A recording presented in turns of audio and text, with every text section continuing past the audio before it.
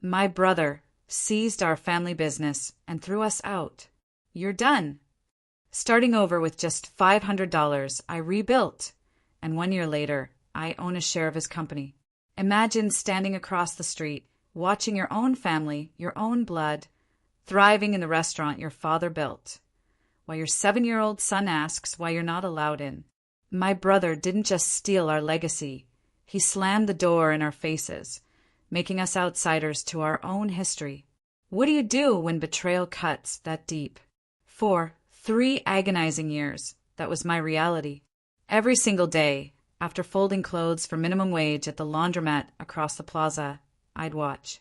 Through the restaurant's sparkling glass, I'd see my sister, Sophia, hustling at the cash register. My cousins were a blur in the kitchen, prepping ingredients, just like Dad taught them. And my nephew, bussing tables, part of a family unit I was excluded from. My brother, Ethan, would stand there, arms crossed, a human roadblock if I even dared approach. "This is a company, not a charity," he'd sneer, his words a fresh cut every time. "You chose art over culinary school." As if a passion for art negated my love for our family's culinary heritage. With my son, Jake, clinging to my hand, I watched our family's restaurant grow, day after day without me. I'd smell the spices from the parking lot, the rich, savory aromas that were once the scent of my childhood, the smell of home. Jake, bless his innocent heart, would ask, "Dad, why can't we eat at Uncle's place on our way home? It smells so good." How do you explain that level of betrayal to a 7-year-old? How do you tell him his uncle convinced Grandpa, in his final, vulnerable weeks, that I wasn't serious about the family inheritance? How Ethan rewrote Dad's will while I was at his bedside, making the restaurant we should have shared entirely his. It was a wound that festered, a constant ache in my chest. Then, 4 months ago, something shifted. Jake and I were at the bargain store when we bumped into Mr. Hernandez, who used to deliver vegetables to Dad's restaurant. He leaned in, almost whispering, like he was sharing a secret. "Your empanadas were always better than your brother's." He looked around a little nervously. "I'm retired now, but my nephew runs a food truck commissary. There's a spot open if you're interested." I laughed a bitter, hollow sound. With what cash? I earned $12 an hour. But he disregarded me with kind eyes. "Your father helped me establish my business 20 years ago. No deposit, just a handshake. I offer the same terms. Pay me when you can." My heart skipped. Jake tugged my sleeve, his eyes wide. "Dad, make those cheese things Grandpa taught you." That night, I found Dad's old recipe notebook in the box Ethan had given me after the funeral. His handwriting, so familiar, so strong, tore at my chest. But between the pages were his secrets, the culinary tactics he'd taught me during those solitary morning prep sessions, long before Ethan would even arrive. It was a sign. A week later, I signed the commissary lease. Just a prep kitchen and a parking spot. My tax refund bought me an old food cart for $900. Jake helped me paint it bright yellow. "Like sunshine," he'd giggled, a genuine smile that melted my heart. We started small. Breakfast burritos and coffee at the building site, 3 blocks from Ethan's restaurant. It wasn't long before the construction workers, who remembered me from working with Dad, started coming. "These taste like Marcos's," one commented, eyes widening at the first bite. "Better, actually." Word spread like wildfire. In week 2, nurses from the medical center were lining up. By week 3, office workers were calling in orders. 2 months in, I was prepping at 3 a.m. just to keep up with demand. While I cooked, Jake did his homework at a small corner table, sometimes running out to give customers change. He was part of it, truly part of something for the first time. Then things really changed. Mr. Martinez, the auto shop owner, offered his parking lot for lunch. "Your brother charges $18 for what you're selling for $8, he remarked, shaking his head. "Yours tastes like your father's," before Ethan cut corners. That comparison, heard and amplified, warmed my soul. Within weeks, I had regular spots throughout the neighborhood, mornings at the building site, lunch at the car shop, afternoons at the community college. My bright yellow cart became a recognizable, beloved fixture. I started noticing Ethan's lunch crowd thinning. From my afternoon spot, I could see his restaurant, where lines once snaked out the door. Now only visitors and newcomers entered. The natives? They found me. One Thursday during the dinner rush, Sophia stopped at my cart. Her face was tight. "Ethan wants to communicate," she said, avoiding my gaze. "He says you're being unfair, competing like this." I looked at my 15 patient customers, Mr. Hernandez's nephew, 3 of Jake's school instructors, the entire vet clinic staff. These weren't just customers anymore. These were my people. She received her customary order from Jake. Extra salsa verde, no cilantro. Dad used to remember everyone's tastes. "Tell Ethan he can buy dinner," I murmured, returning to my grill. I accept cards and cash. Sophia had so many expressions then. Shock, frustration, a hint of something unreadable.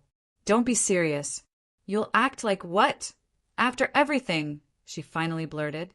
I interrupted, flipping tortillas masterfully, like a brother's restaurant banh, like someone wiped from her family's history. She left silently defeated. The following Sunday, Ethan arrived. He stood beside his luxurious SUV, the restaurant insignia. He stated, his voice laced with false authority, "You're confusing our customers." Something deep inside me refused to bend. I kept my cool. "My customers aren't confused, Ethan. They know what they're buying. They're picking meals that taste like Dad's before you cut corners to increase profits."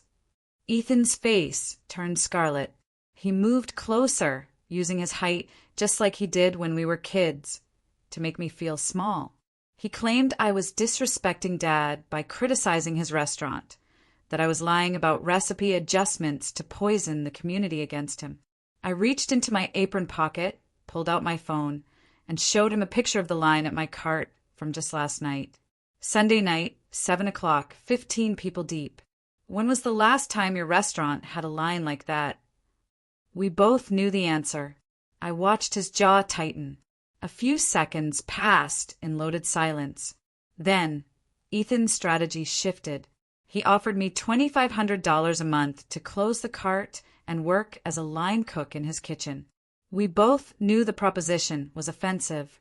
I was already making more than that, but he was desperate enough to try buying me out.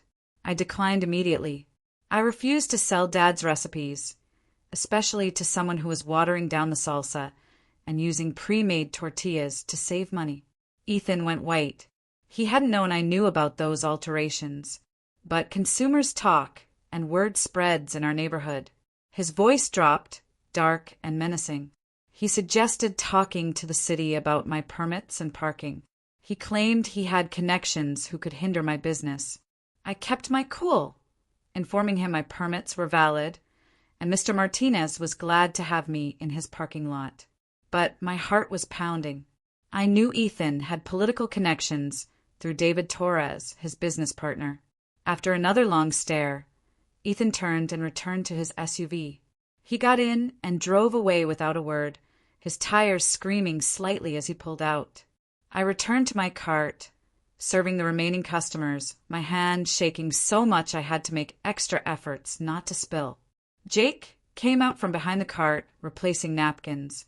"Was Uncle Ethan mean again?" he asked, his small face troubled. I looked down at my son, struggling to explain adult problems to a 7-year-old without making him resent his uncle. I explained that grown-ups often dispute about business, and Uncle Ethan was irritated because I was taking customers from his restaurant. Jake paused, then asked, "Are we losing customers?" I told him people could choose where to eat, and we weren't pushing them to use our cart instead of the restaurant. His satisfaction made him resume bagging orders. Around 8:30, I packed up the cart and drove it back to the commissary. All the way home, Ethan's threat to call the city replayed in my mind. After Jake went to bed, I sat at our small kitchen table with my laptop and a box of file folders. I pulled out every business record: permits, licenses, health inspection reports, insurance, Mr. Martinez's parking agreements. I meticulously documented and updated each page. My business license was valid for another year. My food handler certification had 14 months left. I had scored flawlessly on my health department inspection 5 weeks ago. Mr. Martinez and I even had a basic legal parking agreement. I knew Ethan didn't make empty threats. He meant business. I needed to be ready for his next move. I copied everything, storing the originals in a fireproof box under my bed and sending scanned copies to my email as backup. When I finished, it was around 2 a.m. Monday morning, dawn too early. I arrived at the building site at 6 o'clock to prepare breakfast. Workers started arriving at 6:30, and I had a continuous line for breakfast burritos and coffee. Around 8:15, a city-uniformed woman with a clipboard approached my cart. A health inspector. She presented herself and stated my food cart had been complained about. She was kind, almost apologetic, saying she had to do a comprehensive examination, but her eyes held a knowing look. She recognized harassment when she saw it. The inspection took nearly an hour. She used a digital thermometer on my food, observed my hand-washing setup, examined how I separated raw and cooked items, checked my refrigeration units for dates and labels, verified my company permits and food handler certification. She even tried some salsa to confirm it was cooked fresh that morning. The construction workers in line were getting antsy, but Carlos, the foreman, advised them to relax. "This is obviously someone trying to tamper with his business," he grumbled. At last, the inspector concluded her notes. She calmly said she found nothing wrong.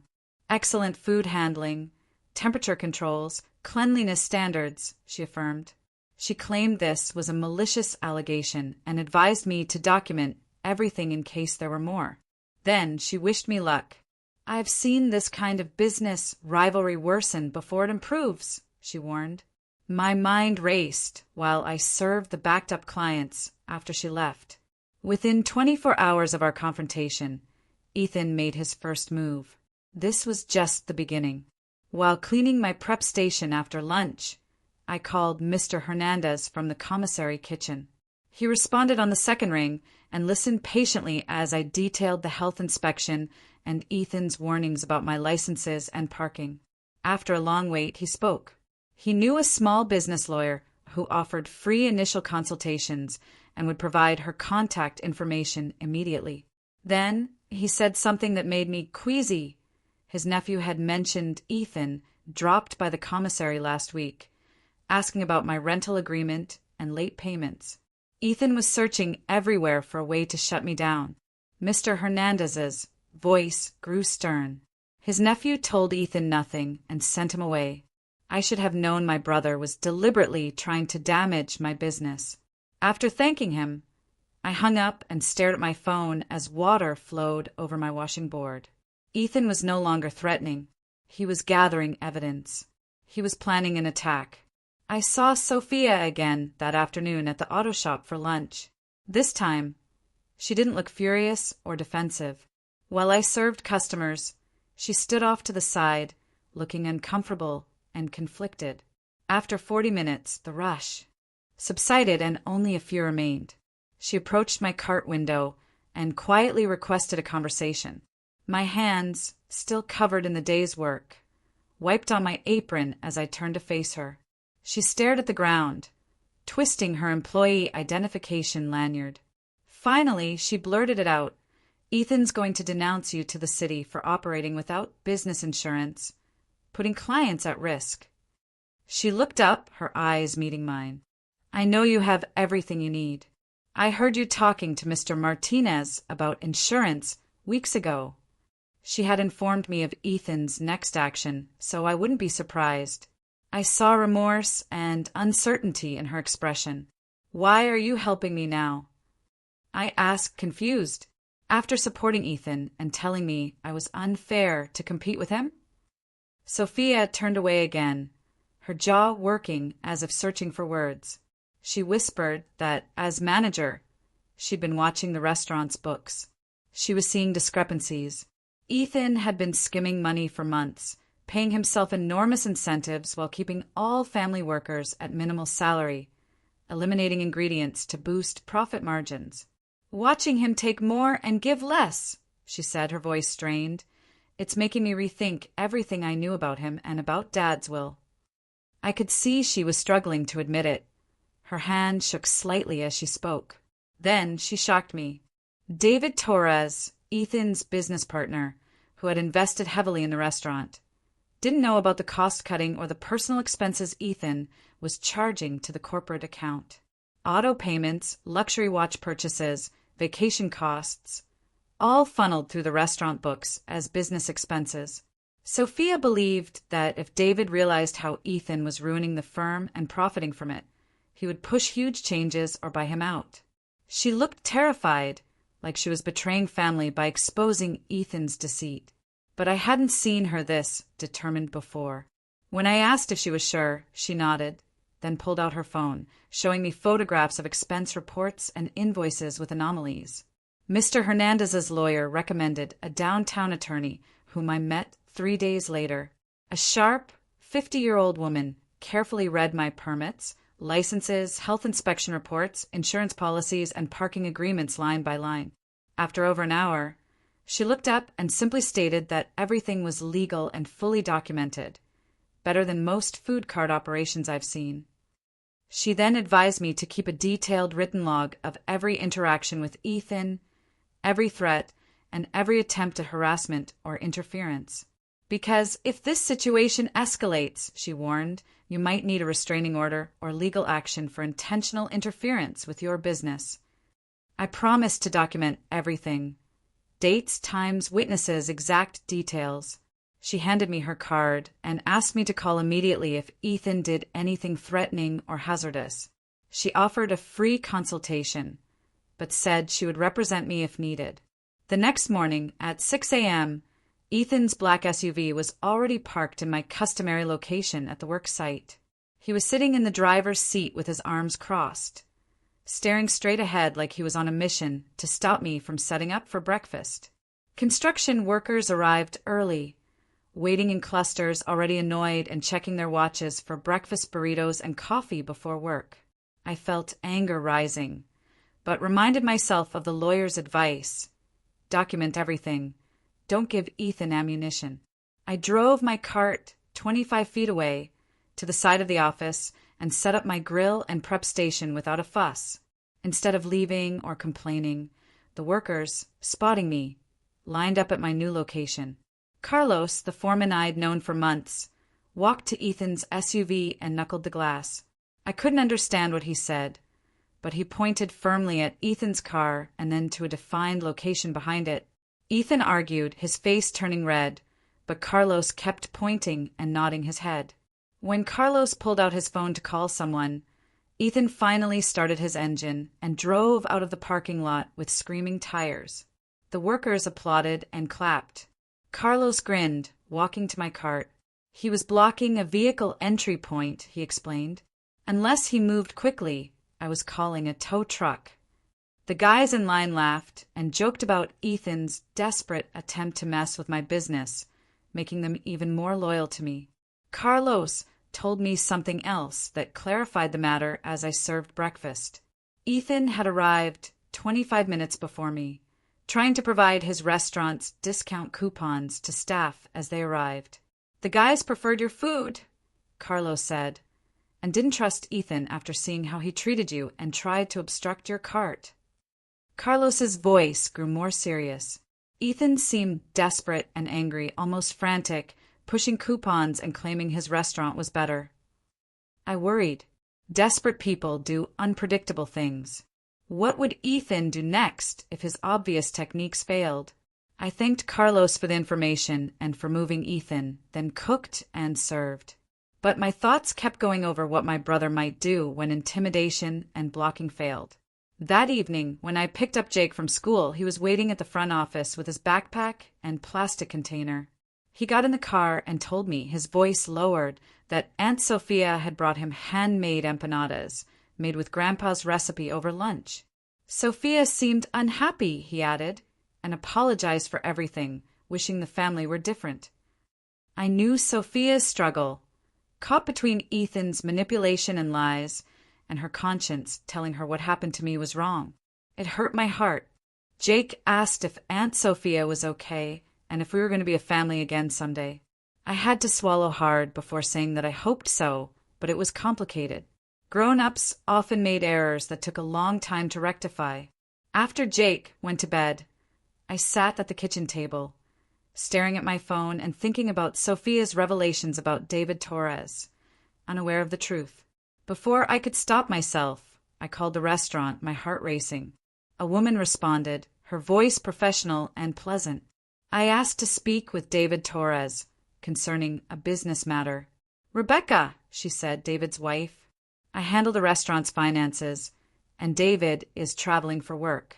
I'd be pleased to speak with you. I hesitated for just a second, then told her I had information about the restaurant's operations that she and David needed to know. Information regarding how Ethan was truly running the business. There was a pause on the line. Rebecca asked if I might meet her tomorrow afternoon at a coffee shop near the restaurant to discuss things privately. I arrived at the coffee shop 15 minutes early the next afternoon and sat at a corner table with Dad's recipe notebook and a folder of printed comparisons I'd made the night before. My hands felt unsteady as I laid the documents out, reviewing them for the third time to make sure everything was clear and organized. Rebecca arrived on schedule, a tall, 40-something woman in work clothes carrying an expensive leather bag. She recognized me and approached with a firm handshake. I probably talked too fast, detailing how Ethan had switched from fresh tomatoes to canned for the salsa, how he'd started using pre-shredded cheese instead of buying blocks and grating it daily like Dad, and how the tortillas came frozen instead of fresh each morning. I displayed Dad's handwritten recipes next to images I'd taken of the current menu prices, which had increased by 30% in 2 years as serving sizes shrank and quality dropped. Rebecca wrote down detailed inquiries about suppliers, ingredient costs, and preparation timeframes in a notepad. She wanted to know when each change occurred and whether Ethan informed the culinary workers or implemented them without input. I told her what I'd learned from customers and the few family members who still spoke discreetly, including how Ethan fired 2 long-standing cooks who objected to the recipe modifications. Her demeanor became more serious when she stopped writing and glanced up. She then said something that flipped my gut. Ethan told David the restaurant was stable and profitable, although revenue declined 15% over the past year. Something was off in the quarterly statements, she thought. Ethan always had explanations, and David trusted him because of the family link. She was putting pieces together, understanding Ethan had lied about more than recipes. She requested me to write about the quality changes and timing, and I agreed immediately. I recounted every detail of Dad's and Ethan's restaurant management for almost 2 hours. When we were done, Rebecca thanked me and said she'd start reviewing the restaurant's operations and finances immediately. I drove home relieved but worried about what I'd set in motion, knowing Ethan would figure out I'd talked. 3 days later, my phone rang as I was prepping commissary vegetables at 5 a.m. Sophia's voice was scared and spoke quickly, stating Rebecca had arrived at the restaurant yesterday afternoon and demanded all financial documents and supplier bills from the past 3 years. Ethan claimed she couldn't audit without David, but Rebecca gently reminded him that she represented the majority investor and had the legal right to see any corporate records at any time. Sophia stated Ethan became white and made excuses about requiring time to organize, but Rebecca sat at a table and said she'd wait as he gathered the documents. Rebecca hired an outside accountant to review the audit, which began that day. Sophia seemed agitated and frightened, asking if I knew why. I had to decide whether to tell her. After telling her about what I'd told Rebecca about the recipe adjustments and quality issues, the line became silent for many seconds. Sophia whispered that she was delighted someone finally did something because she'd been watching Ethan damage Dad's work and feeling helpless. Sophia sent me text updates over the next 3 days that showed Ethan crumbling under pressure. He yelled at 2 servers for minor faults. Unlike Dad, he forgot tickets and mixed up adjustments during the lunch rush, messing up numerous meals. She texted that he'd been drinking at the office during work hours, which broke my chest because Dad never allowed alcohol in the restaurant during working hours. The kitchen staff was on edge, and several family members were privately discussing job hunting. Sophia was concerned about what would happen after the audit because the mood had transformed from tense but functional to toxic. Rebecca called me on audit day 3. Her controlled rage was more frightening than yelling. She stated the audit showed Ethan was overcharging the business for materials by utilizing a shell company vendor he partially owned.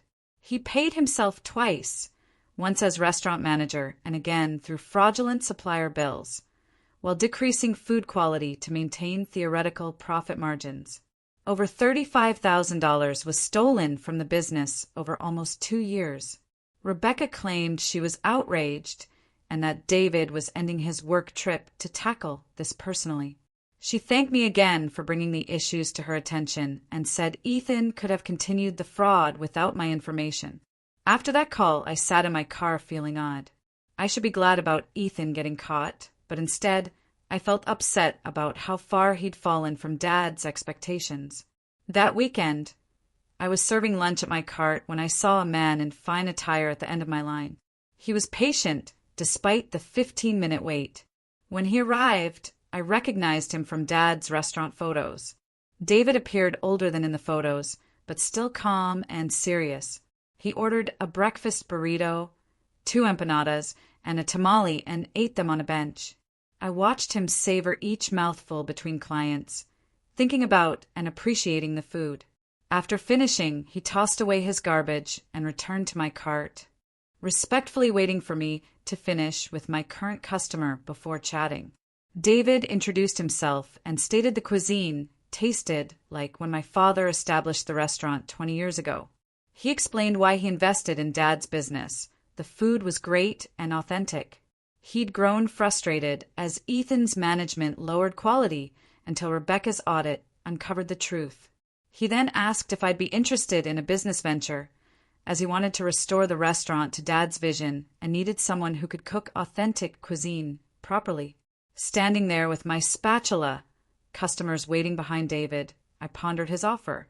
One part of me wanted to say yes instantly, to reclaim what was mine from the start. But another part was protective of my cart. I honestly told him I needed time to think about it, because the cart was mine, something I'd built from scratch with my own hands and my son's aid. I wasn't sure I wanted to give it up, even for the restaurant. David nodded, understanding, and pulled out a business card, stating the offer stood whenever I was ready to discuss it. He added something that simplified my decision.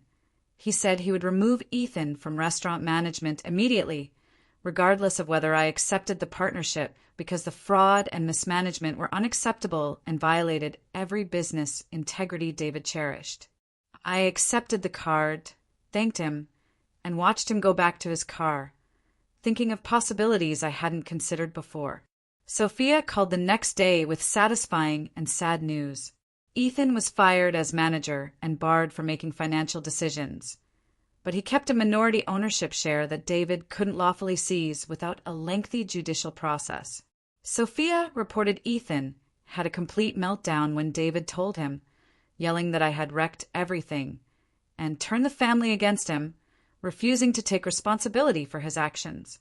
He blamed everyone but himself, saying I was jealous, Rebecca was biased, and David was harsh, despite strong fraud evidence. Security had to remove him from the restaurant after he refused to leave. Sophia called it one of the most painful things she'd seen. Sophia called again later that day to say David had offered her the temporary manager role while they planned the restaurant's future. She accepted, but only if all family workers received reasonable wage hikes, which Ethan had always opposed despite the restaurant's profitability. Then she spoke more quietly, more personally, claiming she wanted to make things right and repair a friendship after everything that had happened. She apologized for keeping quiet against Ethan out of fear and family devotion when she knew he was wrong. I told her I knew how hard it was to go against family, especially a deceptive one like Ethan, and that I wanted to reestablish our relationship. We scheduled coffee the next week, just us, without business, Ethan, or complications. Two siblings seeking to reconnect. After we hung up, I stood in my commissary kitchen, smelling spices and fresh tortillas, thinking about how much had changed in a few days, and wondered what Dad would say. The following week was a jumble of habit and uncertainty. My mind kept wandering to David's offer while I flipped tortillas, took orders, and chatted with regulars at my customary spots. Jake observed on Wednesday morning at the construction site that I gave a customer the wrong change and apologized. In a gap between orders, he pulled my sleeve and asked if something was wrong. His face wrinkled up with anxiety, like when he sensed trouble. So I crouched down and explained in simple terms that David wanted me to help run the restaurant, but I wasn't sure whether that meant giving up our cart. Jake listened closely as I explained both solutions' merits and cons in a balanced manner. I asked him what to do because this decision affected us both. Jake absolutely shocked me with his response. He liked our cart because it was just us, and we got to talk to customers and be outside, but he was concerned that working in a restaurant would mean I'd be inside all day and he wouldn't see me. His statement struck me. I'd been so focused on the money and status of teaming with David that I hadn't considered what mattered most. Our cart was more than business. We spent time together, remembered Dad, and gained independence. I devised a new strategy at the kitchen table after Jake fell asleep. I called David the next morning and proposed consulting on recipes and procedures to improve the restaurant while running my cart independently. I suggested the restaurant and cart serve somewhat different menus and prices to meet distinct consumer needs rather than compete. David went quiet, and I thought I'd insulted him by rejecting his partnership offer. He then spoke quickly and excitedly, saying he liked the idea and had similar thoughts. He suggested the restaurant serve sit-down supper with a complete menu, while my cart served quick and economical breakfast and lunch to working folks. His consultation fee was considerable, but not so much that I would give up my independence or feel compelled beyond the training work. I felt like we respected Dad's legacy and my future after an hour on the phone working out the details. The lawyer accepted the contract with minor adjustments the following week. The layout was straightforward. I trained the kitchen crew on Dad's recipes and processes 2 mornings a week while running my cart. Jake was completing his homework beside me while I signed the papers in the lawyer's office. Restaurant training began the following Tuesday morning. I drove there early with a tight tummy and a firm grip on the steering wheel. My chest hurt when I entered Dad's kitchen for the first time in 2 years through the back door. Everything looked alike, but different, equipment in familiar places, reconfigured and upgraded, but still recognizable as where Dad taught me everything. Sophia was waiting and started crying when she spotted me before we spoke. We hugged for a long time in the kitchen, trembling, and she apologized for not standing up to Ethan sooner. I assured her I understood and that what mattered was being here now. I set out Dad's salsa ingredients at the prep station for the kitchen workers at 6 o'clock. They were anxious to learn, asking questions before I started, and several stated they were unhappy that Ethan pushed them to utilize shortcuts and lesser ingredients. I showed them how Dad roasted the tomatoes and peppers, explaining how the char brought a richness that canned goods couldn't. When they tasted Ethan's version against Dad's, their eyes widened with awareness. They realized what they'd been missing. An older cook who'd worked there since Dad died cried and claimed it tasted like the old days. After 3 hours of technique practice that morning, I felt like this arrangement might work. Everything operated smoothly for 3 weeks. I trained at the restaurant and ran my cart, and Jake assisted after school. Customers continued coming back. Then Ethan arrived, intoxicated, at my cart during the Thursday dinner rush. While serving 15 clients, I heard his loud, slurred, angry speech cut through the chaos. He surged past customers and shouted that I'd stolen his restaurant, turning everyone against him. "You're a snake," he bellowed, "who twisted David and poisoned Sophia's psyche." Mr. Martinez intervened and instructed Ethan to go. Ethan became louder, knocking down the condiment station and scaring customers away. From behind my cart, I calmly told Ethan to go home and sleep it off. He yelled names at me and surged toward the cart before Mr. Martinez, and 2 other customers held him back. Martinez called the police while Ethan screamed and struggled. Within minutes, the police took Ethan away while my customers watched with dismay. Most folks wanted to leave after that, even after I apologized and offered complimentary food. Sophia called with a strained voice after I left early and drove home. She apologized for Ethan's behavior and said that he'd been sliding since losing control of the restaurant, drinking heavily and denying responsibility. She said the family had arranged for him to enter a drinking treatment program and was attempting to help him. She wanted me to know in case he harassed me again, and she seemed afraid, which made me understand how awful things had gotten. I thanked her for the warning and sat on my couch thinking about my brother's decline. The next morning, I applied for a restraining order with a lawyer, presenting documentation of Ethan's harassment, including the parking lot blocking incident and the drunken situation at my cart with Mr. Martinez and other witnesses' comments. My lawyer suggested I had a solid case, and the judge would certainly grant a temporary order. 4 days later, I held the paperwork in a courthouse waiting room while a clerk named names off a list. When my turn arrived, the judge studied the evidence and asked about the occurrences and my safety concerns. She issued a temporary restraining order barring Ethan from 100 yards of my businesses or contacting me. A hearing would decide whether to make the injunction permanent after 6 months. I left the courthouse with the signed paperwork, feeling relieved and sad that my brother had to go through this. Watching the restaurant transform over the next few weeks felt like seeing Dad's place revive. David got back Dad's original suppliers, who delivered fresh vegetables every morning instead of Ethan's cheap frozen stuff. David upgraded the kitchen, installed working ventilation, and hiked wages by $4 an hour. I trained the cooks twice a week on how Dad created his mole from scratch, which took 2 days of slow cooking and 20 ingredients. The personnel smiled again, taking delight in their work instead of just doing it. Customers discovered this within days.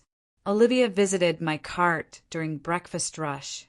She ate her breakfast burrito immediately, taking meticulous notes on her phone. She identified herself as David and Rebecca's daughter and a neighborhood newspaper food reviewer. She remembered eating at Dad's restaurant as a child when the food was superior. "Come to my training session," I told her, anytime. For days later, she did to try more items.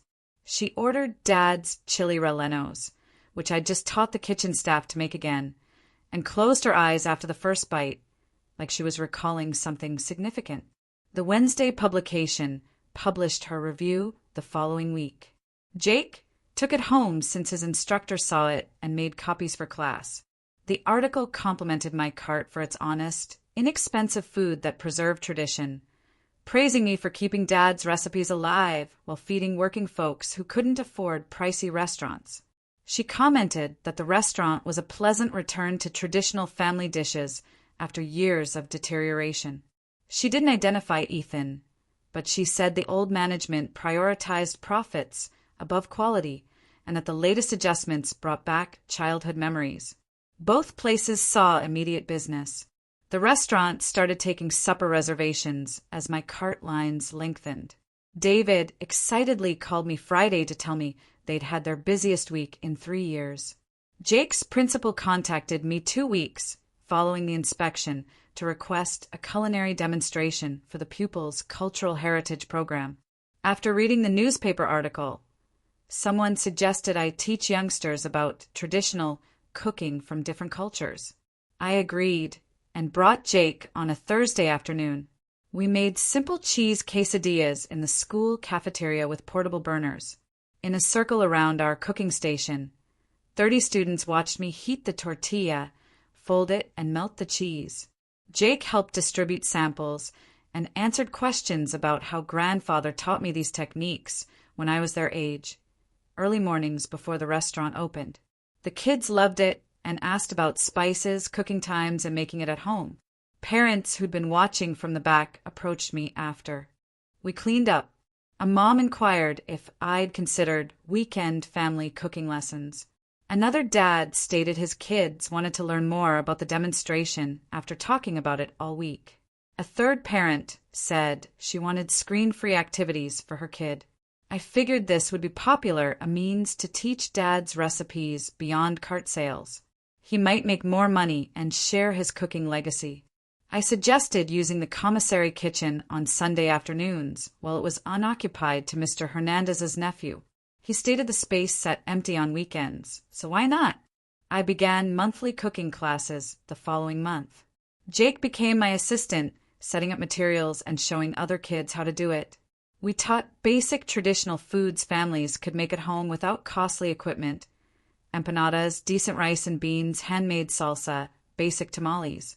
I told stories about Dad while we cooked, how he learned from his mother, woke up at 4 a.m. to prep, and felt excellent food brought people together. Classes filled quickly, 10 families per session, and I charged $60 per family, covering ingredients and making a nice profit. People looked forward to it, learning about food history and custom while cooking with kids. The extra money helped, but more importantly, I felt like I was honoring Dad. Rebecca arrived at my cart during lunch rush 4 months after we started courses. After the queue dwindled down, she took out a financial report folder. She showed me that the restaurant's revenue had jumped 40% since they returned to quality ingredients and recipes. The customer count rose. The average ticket price was higher because customers were ready to pay for superior meals, and internet evaluations had improved. She praised my consulting and recipe instruction. She then claimed David wanted to make the deal permanent by giving me a modest business stake. The following Sunday, I met David and Rebecca at their house as Jake played with their dog in the backyard. They offered me 12% ownership for recipe consultation and staff training. I'd still run my cart as my main business, but I'd have a say in the restaurant's performance and big choices. My restraining order lawyer analyzed the contract and concluded it was reasonable, protecting my interests and offering me financial security I'd never had before. I signed the papers 2 weeks later, 5 months after that parking lot fight with Ethan. Both businesses were performing better than I expected. Mr. Hernandez's nephew operated a second cart, utilizing my recipes and methods. He parked at the community college while I covered my morning and lunch places, and we shared the profit 60/40ths to accommodate weekend dinner bookings. The restaurant employed 3 new servers. Sophia and I started meeting near the commissary for coffee every Wednesday morning. We discussed family, business, and life. She told me about her boyfriend, a Jake school teacher who had attended one of my culinary workshops. She smiled for the first time in years. She felt lighter, like she could finally set down her burden. She stopped justifying Ethan's choices and started making her own. The occasional discourse concerning Ethan was free of the anger that used to permeate it. Some scars heal slowly, and some partnerships never recover. Having coffee with my sister and chatting about everyday stuff felt like triumph. 2 months later, Ethan's treatment program therapist called me. She said Ethan had finished the program and wanted to meet with me for mediation at her office. I wanted to say no and hang up, but she had me think about it for a few days. I presented the matter to the lawyer that night. She claimed mediation could help by providing closure and setting clear limits for how we'd cohabit in the same neighborhood once the restraining order expired. I closed my cart early and asked Mr. Hernandez's nephew to fill my afternoon spot for the session the following Thursday at 2 p.m. The therapist's office was in a modest facility near the community college, with beige walls and unpleasant waiting seats. Ethan arrived 5 minutes later, slimmer than I remembered, and wearing plain clothing instead of his costly shirts. We sat across from each other at a round table as the therapist emphasized respectful communication and taking turns. First, Ethan spoke with a shaking voice. He spent months in treatment wondering why he acted the way he did, and his therapist helped him realize that my kitchen skills frightened him. He revealed that Dad spent more time educating me because I was interested in learning, whereas Ethan focused on business and producing money.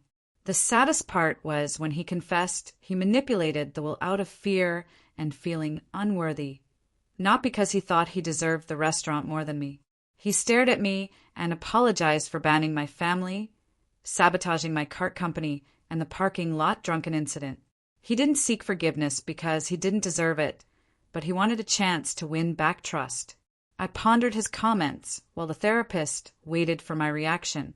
Half of me wanted to stay angry, since anger had helped me start my business, but another half saw that Ethan looked shattered and sorry like I'd never seen before. I accepted his apologies, but he needed to understand that rebuilding trust takes years, not months. I told him the restraining order boundaries had to stay in place, and to stay away from my cart and business. Ethan nodded, understood, and wanted to speak to Jake. I panicked because involving my son felt like breaking a line, but Ethan stressed he meant only an apology. He apologized for confusing Jake and hurting him by being so hostile when Jake had only ever wanted to eat at his uncle's business as a kid.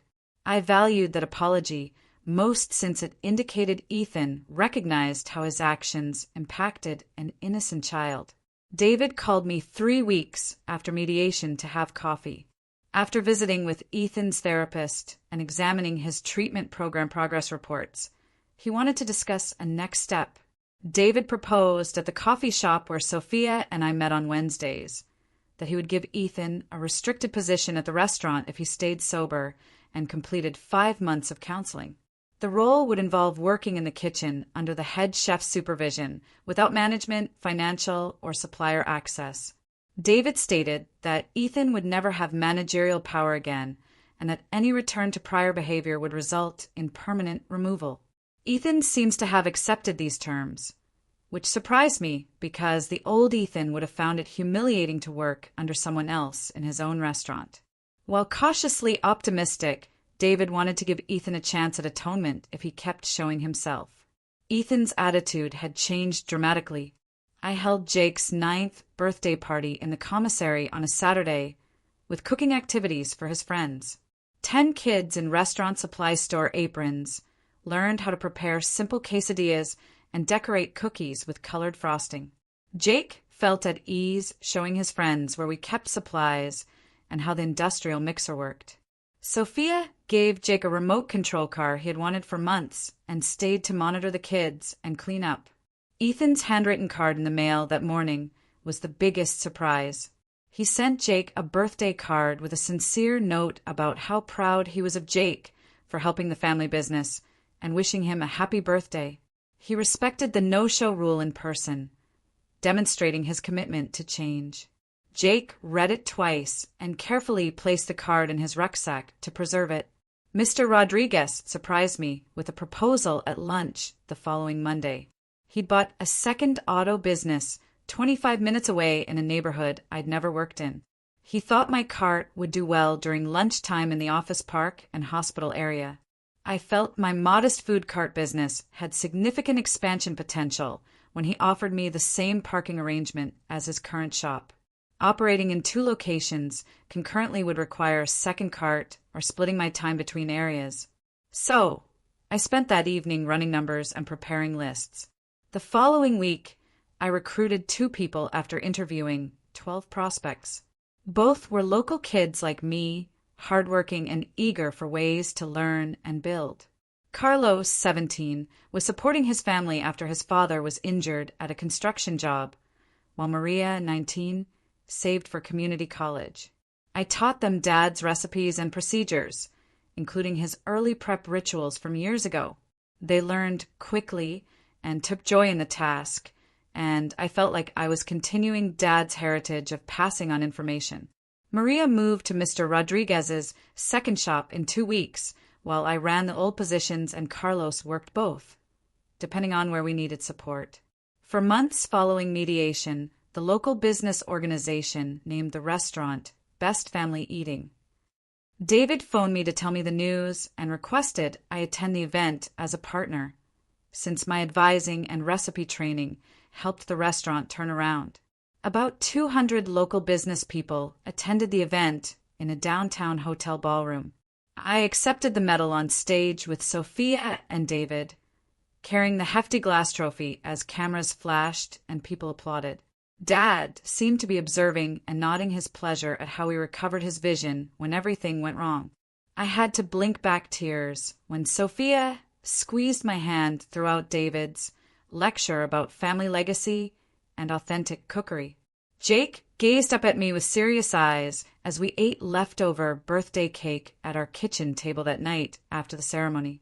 He wanted to be a chef like me and grandfather and learn everything I could teach him about food. Our old recipe journal with Dad's handwriting still made my chest tighten every time I saw it. I taught Jake how to dice an onion and why Dad always toasted spices before grinding them. Jake asked questions and took notes in his own notebook, soaking up everything. It seemed like the nicest type of complete circle to see him develop my dad's cooking love. 2 weeks later, a suit-clad man patiently waited at my cart during lunchtime. He described himself as a food wholesaler who dealt with regional grocery stores. He wanted to bottle and sell my salsa after dining at my cart and restaurant for months. He showed me sales predictions and distribution networks on his iPad. The demand was clearly there. He said it was a huge opportunity that could provide stable income beyond cart operations and spread Dad's recipes even further throughout the community and beyond. We exchanged contact information and scheduled a meeting to discuss details, licensing agreements, and production requirements. Driving home that evening, I thought about how far Jake and I had come from those laundromat days, seeing Dad's restaurant through the window and feeling entirely disconnected from our family tradition. I met with the salsa distributor 3 times over 2 weeks to negotiate the licensing deal. I wanted full control over the formula and production quality, so I approved every item and could revoke the license if standards deteriorated. He granted me 12% of wholesale earnings as royalty. Jake watched and asked questions while we signed the contract at the commissary on Tuesday morning. A local small batch sauce factory made the first batch. I spent all day there, making sure they followed Dad's recipe, toasted the chilies, and used real garlic instead of powder, like many commercial businesses. After 3 weeks, all 6 neighborhood grocery stores sold out of the jars. Dad's salsa was supplied to 12 stores, then 20, then 3 zip codes after the store manager called the distributor for more. Walking through the grocery store with Jake and seeing those jars with Dad's recipe, knowing that hundreds of people were eating his cuisine in their kitchens, helped release my chest. Sophia contacted me one evening a month later with a voice I hadn't heard in years. David had appointed her general manager, giving her full control over hiring, firing, scheduling, and menus. She could finally fix Ethan's difficulties. Her earnings nearly doubled. She gave every employee a raise, introduced equitable scheduling so people could manage their life, and started weekly meetings where everyone could offer improvements without being screamed at. The kitchen crew informed her they welcomed coming to work again after years under Ethan's direction. On Sunday morning, she told me something unexpected over coffee. She stated saving the restaurant gave her confidence and purpose that she'd lost while working under Ethan's relentless criticism and control. As she sat across from me with straight shoulders and clear eyes, talking about extending the catering menu and training new cooks, I knew my sister had been buried beneath Ethan's supervision, just like Dad's recipes. 1 year after Ethan accosted me in that parking lot, I arrived at my lunch place to prepare for the rush and saw a block-long line. Like always, Carlos from the construction team was first in line, smirking and holding up his phone to prove he'd been there since 11:15, even though I didn't start serving until 11:30. Mr. Martinez and his shop team were there in grease-covered work clothes. Jake's school instructors medical center nurses, office workers who'd been visiting since week 3, Mrs. Adams from the dry cleaners, and veterinary clinic staff had walked over on their lunch break. Dozens of loyal customers who knew their orders, asked about Jake's grades, and told me about their families. They weren't just customers anymore. They were neighbors, friends, and people who'd seen me develop something from nothing and join me. Jake gave precise orders by name and remembered preferences without looking at notes. Extra salsa verde for Carlos. No onions for Mrs. Adams. The teacher whose classroom was farthest from the parking lot always came last, got double cheese. He walked between cart and customers with Dad's effortless confidence, making others grin and feel seen. I cooked Dad's meals with the same care and affection he taught me in those solitary morning prep sessions, using his spice toasting and rice texture tips. I fed my neighborhood honest meals at fair pricing, honoring Dad and paving my own path. Life wasn't perfect.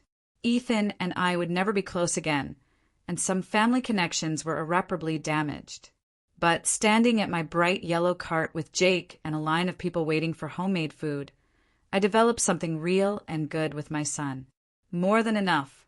This whole journey taught me so much about family, resilience, and what truly matters. I'd love to hear your thoughts. Have you ever had to fight for what's yours, or rebuild something from scratch after a deep betrayal? Tell me your story in the comments below.